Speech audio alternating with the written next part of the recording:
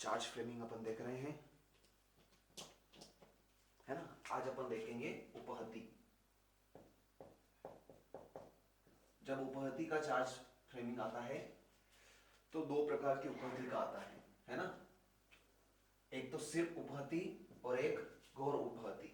अब सिर्फ उपहति को सिर्फ उपहति भी लिख देंगे तो उसका वही मतलब है, ये जो हमने ऊपर लिखा, लेकिन कहीं कहीं पर लोग इसको साधारण उपहति भी लिखते हैं। सही शब्द तो यही है उपहति, लेकिन घोर उपहति से अलग करके देखने के लिए लोग इसको साधारण उपहति लिख देते हैं। अब आपको चयन करना है, आपको क्या इस्तेमाल करना है।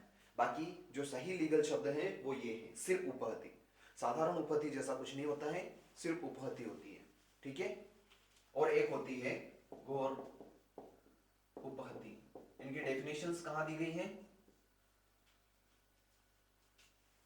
114। दोनों 114 में है क्या?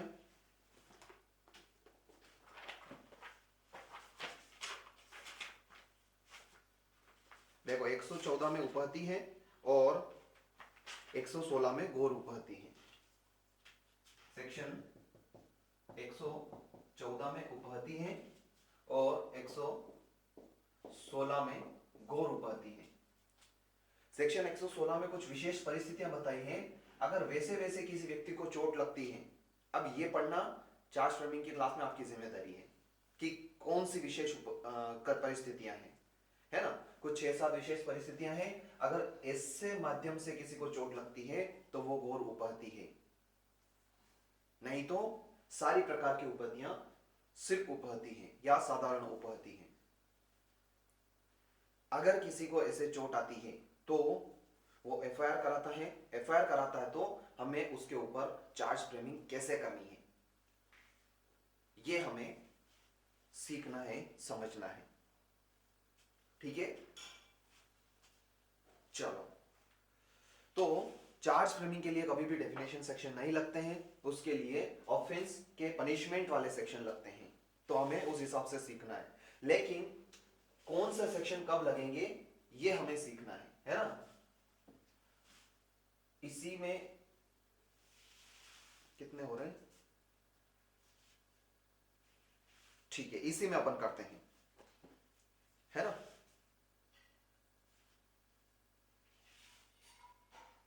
उपहति के बारे में जब हमें सेक्शन लगाना है तो कैसे कैसे हमें पहचान करनी है, सबसे पहले हमें यह देखना है। तो सबसे पहले हमें क्या देखना है, नंबर 1, क्या वो उपहति स्वेच्छा की गई है। स्वेच्छा मतलब इच्छा से, किसी के दबाव में तो नहीं की गई है। फिर हमें यह पहचान करनी है सेक्शन लगाने के लिए, है ना। अभी कैसे लिखना है वो मैं भी बता दूंगा, लेकिन सेक्शन लगाने के लिए हमें क्या करना है, सबसे पहले देखना है क्या वो उपहति स्वेच्छा की गई है।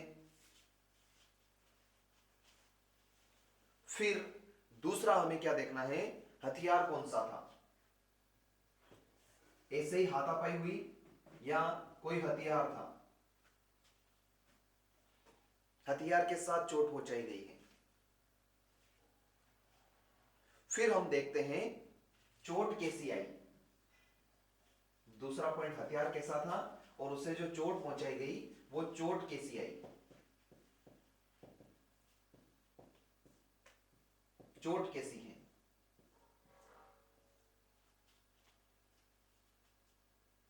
फिर चोट का पता चल गया तो अब हमें पहचानना है कि कौन सी उपहति है।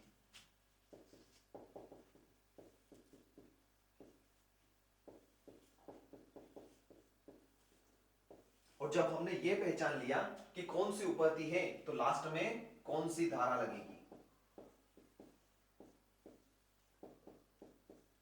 ये हमें देखना है।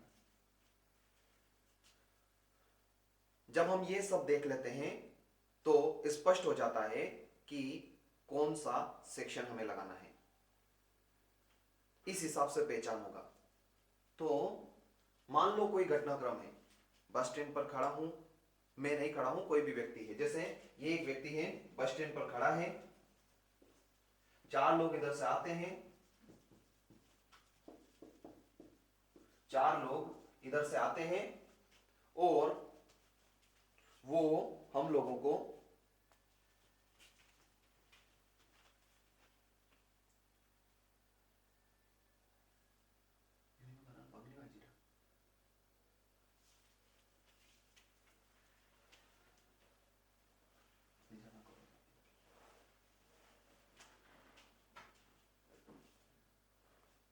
चलो, वो लोग आते हैं और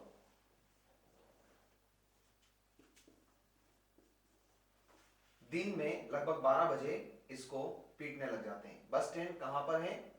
नवलखा, इंदौर। सारी चीजें क्लियर है? दिनांक, आज की दिनांक, समय लगभग दिन में 12 बजे, स्थान नवलखा बस स्टैंड पर। ऐसे ही बनेगा चार्ज, लेकिन अब मूल चार्ज बनेगा कैसे? तो अभियोगी को स्वेच्छा कैसे मारते हैं? मान लो लाठियों से मारते हैं, तो हथियार कौन सा हुआ?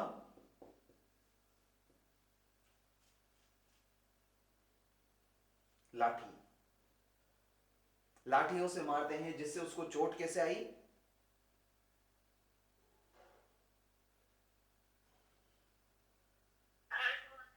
हाँ, लेकिन चोट आई, मान लो उसके सिर फूट गया, तो कौन सा हर्ट हुआ? साधारण हर्ट हुआ या घोर उपहति हुई? घोर उपहति हुई। अब हमें पहचान करना है ये कौन सी उपहति, हमने देख लिया घोर उपहति हुई। अब कौन सी धारा लगाएंगे? ये सब के लिए अलग अलग सेक्शन है। तो हथियार में हमें कौन सा पहचान करना है? साधारण हथियार है या खतरनाक?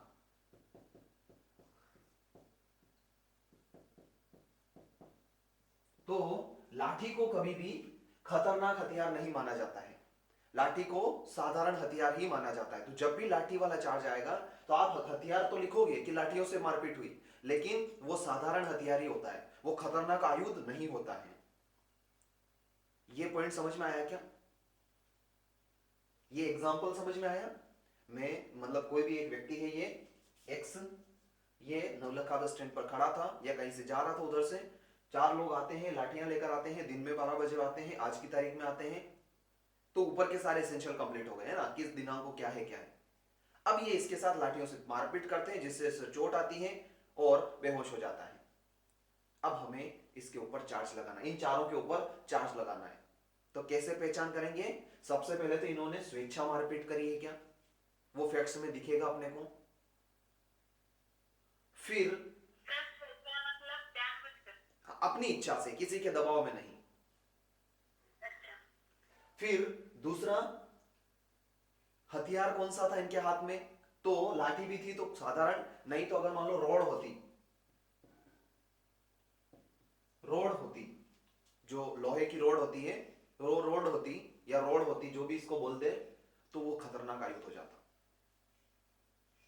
या तलवार होती, है ना, तलवार होती तो तलवार खतरनाक आयुध हो जाता। उससे ये इसका हाथ काट देते, तो चोट कौन सी थी? गंभीर चोट थी, है ना, हाथ काट देना। तो चोट से पहचान हुई हमको, जैसी चोट आई कि उसका हाथ काट दिया, उससे हम उपहति की पहचान करेंगे कि ये घोर उपहति है। और घोर उपहति है तो कौन सा सेक्शन लगेगा, ये हमें देखना है। ये कहानी समझ में आई क्या? ये समझ में आई हो तो अब अपन फटाफट सेक्शन की ओर आगे बढ़ते हैं। एग्जाम्पल याद रखना, मैं रफ कर रहा हूं इस एग्जाम्पल को। एग्जाम्पल याद रखना, क्या घटनाक्रम हुआ था, इसी एग्जाम्पल में हम सारी कहानी पूरी समझेंगे। ठीक है, मैं इसको भले साइड में लिख देता हूं, एक बार एग्जाम्पल को साइड में लिख देता हूं, है ना, ताकि कहानी पूरी अच्छे से समझ में आए। दिनांक नहीं दिख रहा होगा, दिनांक 9/2/25, समय 12 बजे दोपहर।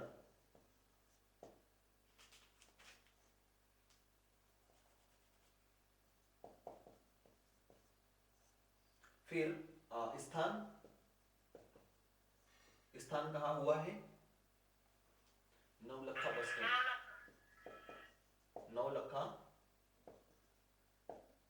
Bus stand, Indore. फिर लाठियों से मारपीट,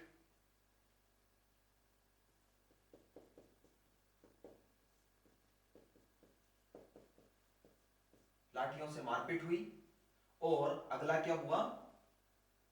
उसका हाथ टूट गया।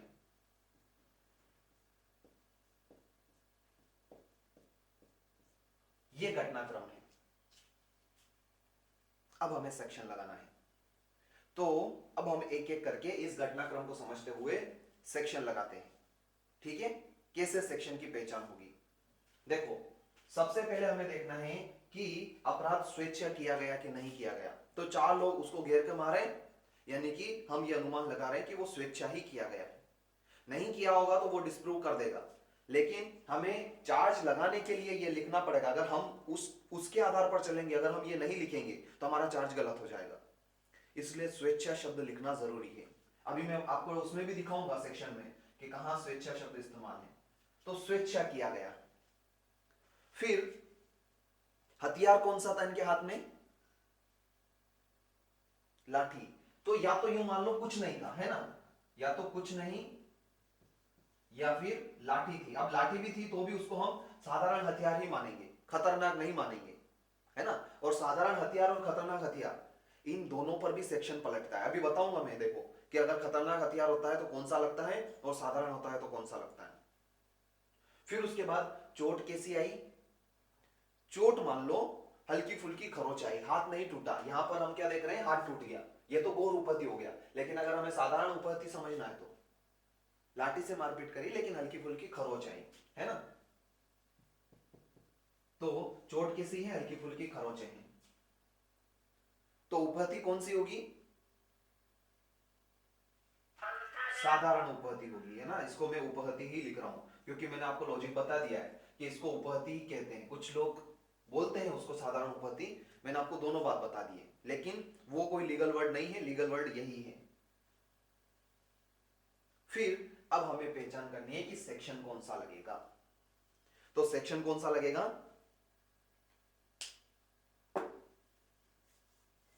आ जाओ सेक्शन 115 पर। सेक्शन 115 पर आ जाओ।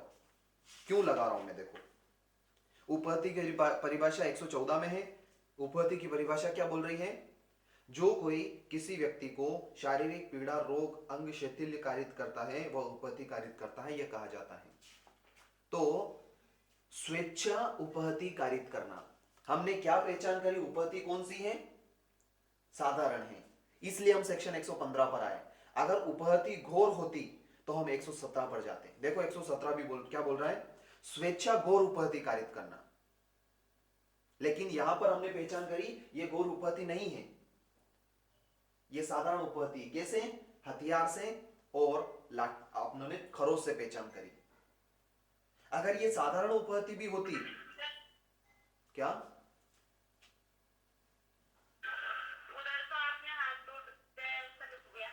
फिर वही बात मैंने क्या बोला, यही ध्यान से सुनना आपको कि ऊपर का घटनाक्रम सेम है। यहां ये पनिशमेंट में, यहां पर ये जो है चेंज करता रहूंगा। कभी गंभीर चोट बताऊंगा ताकि आपको घोर उपहति समझाऊंगा, कभी मैं साधारण चोट बताऊंगा ताकि आपको साधारण उपहति समझाऊंगा। यहीं पर मैंने बोला तो है कि मान लो ये तो मैंने बताया कि हाथ टूट गया, लेकिन अगर हाथ टूटने की जगह हल्की फुल्की खरोच आई, यहां से भी तो देखो आप। चलो इसको रफ कर दो। अभी अभी मान लो हल्की फुल्की खरोच आई, यही तो मैं बोल रहा था कि फैक्ट्स को ध्यान से समझना। हल्की फुल्की खरोच आई, हाथ नहीं टूटा, ठीक है। हल्की फुल्की खरोच आई, तब हम कौन सी पहचान करेंगे? तो इसमें भी दो कंफ्यूजन है।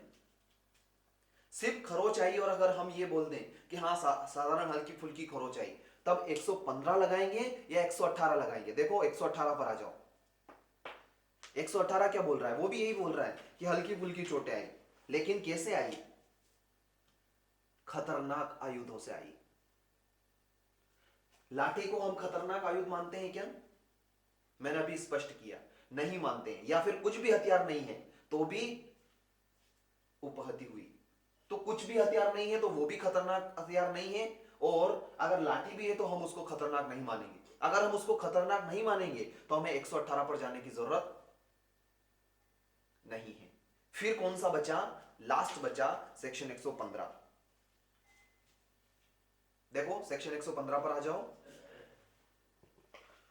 जो कोई किसी कार्य को इस आशय से करता है कि उसके द्वारा किसी व्यक्ति की उपहति कारित की जाए, या इस ज्ञान के साथ करता है कि संभाव्य है कि उसके द्वारा उस व्यक्ति की उपहति कारित करे, और उसके द्वारा व्यक्ति को उपहति कारित करता है, वह स्वेच्छा उपहति करता है, यह कहा जाता है। और जो भी कोई स्वेच्छा उपहति करता है तो उसका पनिशमेंट क्या है, सब सेक्शन 2 बताता है कि धारा 122 की उपधारा 1 के अधीन, ये 1 के अधीन क्यों बोला है, क्योंकि धारा 122 में प्रकोपन की बात की गई है।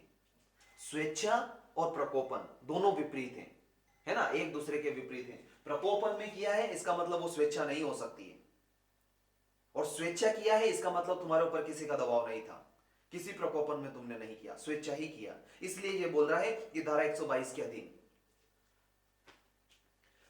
के अधीन उपबंधित मामले के सिवाय स्वेच्छा उपहति कारित करता है वह दोनों में से किसी भांति के कारावास से, जिसकी अवधि 1 वर्ष तक की हो सकेगी, या जुर्माने से जो कि 10,000 रुपए तक का हो सकेगा, या दोनों से दंडनीय होगा। कैसे पहचान होती है, समझ में आया? कैसे पहचान होती है? सबसे पहले हमें देखना है कि उसने जानबूझकर स्वेच्छा अपराध किया है क्या। फिर स्वेच्छा किया है तो हथियार कौन सा था, फिर चोट कौन से आई। सबसे पहले चोट पहचानना है, फिर हथियार पहचानना है। चोट कौन सी आई ये हमें देखना है। चोट से हमें क्या पता चलेगा कि उपहति साधारण है या गंभीर है, घोर है। चोट से पता चलेगा ना, क्योंकि डेफिनेशन ही हमको बता रही है। पूरी उपहति और घोर उपहति की डेफिनेशन क्या बोल रही है। अगर कुछ विशेष प्रकार से चोट पहुंचाई तो घोर उपहति, नहीं तो साधारण उपहति। तो सबसे पहले चोट पहचाननी है कि उसको चोट कैसे आई। फिर उसके बाद हथियार क्या था। अगर कुछ नहीं था या फिर लाठी भी थी, कुछ नहीं था प्लस लाठी की भी बोल रहा हूं मैं बार बार, है ना। लाठी को आप खतरनाक आयुध में नहीं ले जाओगे, लाठी मतलब साधारण हथियार ही है वो। तो हम सेक्शन कौन सा लगाएंगे, 115 सब सेक्शन 2।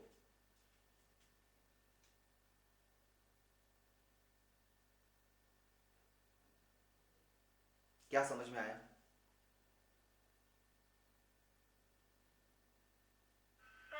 हाँ, अगर खतरनाक आयुध है ना, और अगर उसको खरोच मामूली आई या ऊपर से उसको साधारण वाली हुई, तो क्या जो गंभीर जो ये रहता है ना आयुध, इनसे साधारण उपहति हो सकती है, हाँ, या उसको उसमें ही मानेंगे? नहीं हो सकती है। गंभीर आयुध है ना, जैसे तलवार, तलवार से आपने वार किया, चूक गया, लेकिन हल्की सी खरोच आ गई। चाकू, चाकू छुरी घुमाई आपने, गला नहीं कटा लेकिन हल्की सी खरोच आ गई। तो गंभीर हथियार से भी साधारण उपहति हो सकती है। अपना अगला पॉइंट वही है। और अगर गंभीर, जैसे आपने साधारण हथियार से साधारण उपहति पहुंचाई तो सेक्शन 115(2) लगेगा। लेकिन अगला सिर्फ एक ही चीज चेंज हो रहा है, गंभीर हथियार। देखो अभी मैं बताता हूं आपको कैसे। देखो आपने स्वेच्छा किया, ये ग्राउंड तो ठीक है, लेकिन अब इस बार हथियार कौन सा था, तलवार।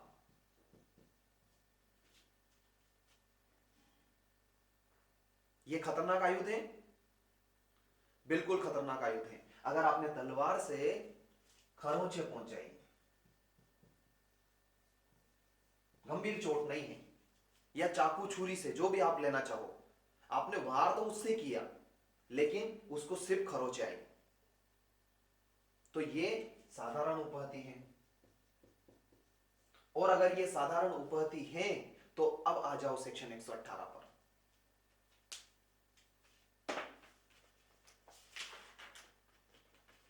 देखो सेक्शन 118, खतरनाक आयुध या साधनों द्वारा, दोनों चीजें बात है इसमें, स्वेच्छा उपहति भी और स्वेच्छा घोर उपहति भी, है ना। पहले जो आईपीसी थी वहां पर सेक्शन अलग अलग थे, वहां पर 324 और 326 थे, लेकिन यहां पर एक ही बता दिया है। देखो क्या बोल रहा है, खतरनाक आयुधों या साधनों द्वारा स्वेच्छा उपहति या घोर उपहति कारित करना। तो सबसेक्शन 1 हमारे लिए उपहति के लिए काम का है, और सबसेक्शन 2 हमारे लिए घोर उपहति के लिए काम का है ना। इसके ऊपर लिख भी दो ताकि आपको याद रहे।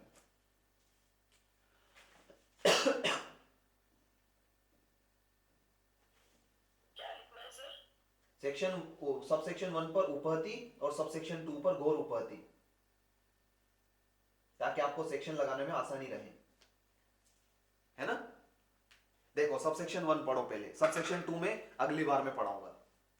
सबसेक्शन 1 क्या बोल रहा है कि जो कोई धारा 122 की उपधारा 1 की उबंधित दशाओं के सिवाय गोली मारने, वेदने या काटने के किसी उपकरण द्वारा या किसी ऐसे उपकरण द्वारा जो यदि आक्रामक हथियार के तौर पर उपयोग लाया जाए तो मृत्यु कारित होना संभव है, या अग्नि या किसी तप्त पदार्थ या किसी विष या किसी संक्षारक पदार्थ द्वारा, ये सब घोर घोर हथियार, गंभीर हथियार, खतरनाक हथियार की श्रेणी में आते हैं, है ना। ये स्पष्ट भी कर रहा है कि गंभीर या खतरनाक आयुध हम किसे मानेंगे, तो इन इन तत्वों के बारे में बता रहा है कि ये हम खतरनाक आयुध मानेंगे।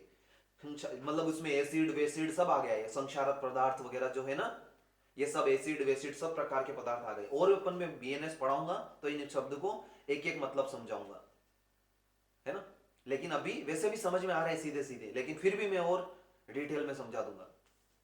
संक्षारक पदार्थ द्वारा या किसी विस्फोटक पदार्थ द्वारा या किसी ऐसे पदार्थ द्वारा जिसका श्वास में जाना या निगलना या रक्त में पहुंचना मानव शरीर के लिए हानिकारक है, या किसी जीव जंतु द्वारा स्वेच्छा उपपत्ति कारित करता है, यानी कि कोई कुत्ता भी छोड़ देता है ना। लोग बहुत बार पीछे कुत्ता दौड़ा देते हैं,